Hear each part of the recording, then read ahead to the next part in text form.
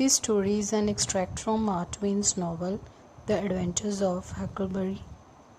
ये जो कहानी है ये मार्क ट्वेन के लिखे हुए novel the adventures of Huckleberry से ली गई है. It is written in the form of a narrative by Huckleberry Finn. इसमें हैकलबरी फिन जो है एक नरेटिव दे रहा है, अपनी तरफ से कुछ बता रहा है. Huck to his friends is the 13-year-old boy. ये जो हक है लड़का जो इसमें कहानी सुना रहा है वो 13 साल का लड़का है. Living with his guardian widow Douglas. वो एक विधवा लेडी के साथ रहता है जो उसके गार्डियन है, उसकी पेरेंट नहीं है. एंड हर सिस्टर वॉटसन, और उसकी एक सिस्टर है वॉटसन जो मिसेस डुगलस हैं, उनकी सिस्टर है Watson. He dislikes Miss Watson as she is extremely strict. उसको मिस वॉटसन अच्छी नहीं लगती क्योंकि वो बहुत ज़्यादा स्ट्रिक्ट है. The extract below shows Huckleberry Finn and his friends Tom Sawyer sneaking away from their houses and out on an adventure journey with their friends. तो क्या करते हैं, एक दिन वो मिस वॉटसन से चुप चुप के सारे दोस्त मिलके घर से चुप के निकलते हैं, और उसकी ये एडवेंचर की कहानी है. जो वो मस्ती करते हैं उसकी ये कहानी है. Read on. Lesson time. We went tiptoeing along a path among the trees. Tiptoeing होता है अपने उंगलियों के सहारे चलना, पैर की उंगलियों के सहारे चलना. तो हम अपने पैर की उंगलियों के सहारे, जैसे होता है ना बच्चे धीरे धीरे घर से निकलते हैं चुप चुप के, back towards the end of widows garden. हम उस विधवा के गार्डन के पीछे की तरफ से जा रहे थे. Stooping down so as to the branches wouldn't scrape. हम इतनी धीरे धीरे झुक के चल रहे थे ताकि किसी टहनी से हम टकरा ना जाएं और हमारे टकराने की आवाज़ हो ना जाए. Our head, we were passing by the kitchen. हम रसोई के पास से गुजर रहे थे झुक झुक के अपने पंजों के सहारे. I fell over a root and made a noise. लेकिन मैं एक रूट होता है जड़ पे गिर गया और शोर हो गया. We crouched and laid still. हम वहीं पे उल्टे ऐसे ही खड़े रहे झुक के ताकि हमें वो देख ना पाए. लेकिन वहाँ पे कौन था? मिस वॉटसन का बिग हेल्पर, बहुत बड़ा उसका एक हेल्पर रखा हुआ था. उसका नाम था जिम. तो जिम ने हमें देख लिया. We could see him pretty clear. Jim ने हमें नहीं देखा, हमने जिम को देख लिया. लेकिन जिम को आवाज़ सुनाई दे गई और वो आवाज़ सुन के he got up, stretched out his neck about a minute. वो उठा, उसने अपना नेक जो था वो 1 मिनट के लिए उठाया, अपना सर ऊपर करके देखा, लिसनिंग, उस आवाज़ को सुनने लगा. Then he says who there. There का मतलब देयर, वहाँ कौन है. He listened for some time. थोड़ी देर के लिए सुनता रहा. Then he came tiptoeing down. फिर वो भी नीचे आया अपने पंजों के बाहर. And stood right before us. और हमारे सामने खड़ा हो गया. We could have touched him. हम तो उसको छू जाते लगभग, लेकिन छुए नहीं.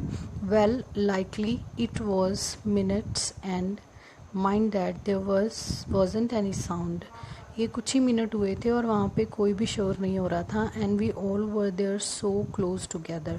और हम वहाँ पे सब एक साथ खड़े थे. Place on my ankle that got to itching but I didn't scratch it.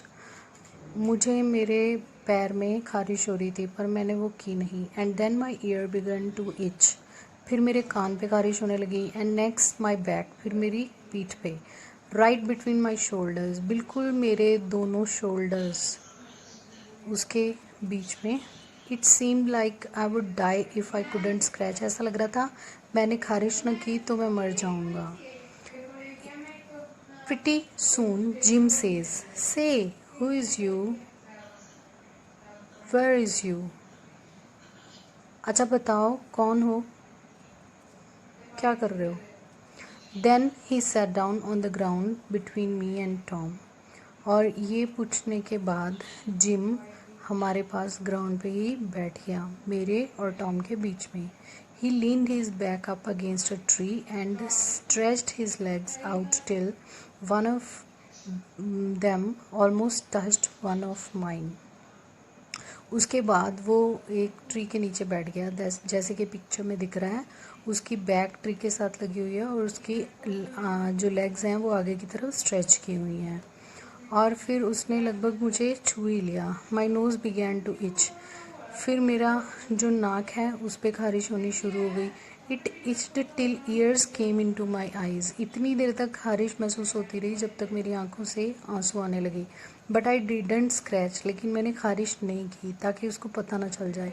Then it began to itch on the inside. फिर मेरी नाक के अंदर खारिश होने लगी। Next I got to itching underneath. फिर मुझे लगा कि मुझे खारिश करनी ही पड़ेगी। I didn't know how I was going to sit still. मुझे समझ नहीं आ रहा था कि इतनी जगह इतनी सारी इरिटेशन और खारिश हो रही है, मैं वहाँ पे टिक के कैसे बैठा रहूँगा। This miserableness went on as much as 6 or 7 minutes। और ये दुख भरा वक्त जो है 6-7 मिनट चलता रहा। But it seemed much long then that. लेकिन ये तो उससे भी लंबा लग रहा था। I was itching in 11 different places now. अब मुझे 11 जगह पे खारिश हो रही थी, अलग अलग पूरी बॉडी में। आई reckon I couldn't stand it more than a minute longer. मुझे लग रहा था कि मैं और 1 मिनट भी इसको बर्दाश्त नहीं कर पाऊँगा। But I set my teeth hard. लेकिन मैंने अपने दांतों को अच्छी तरह कस लिया and get ready to try. और कोशिश करने लगा कि मैं उसको बर्दाश्त कर पाऊँ। Just then Jim began to breathe heavy.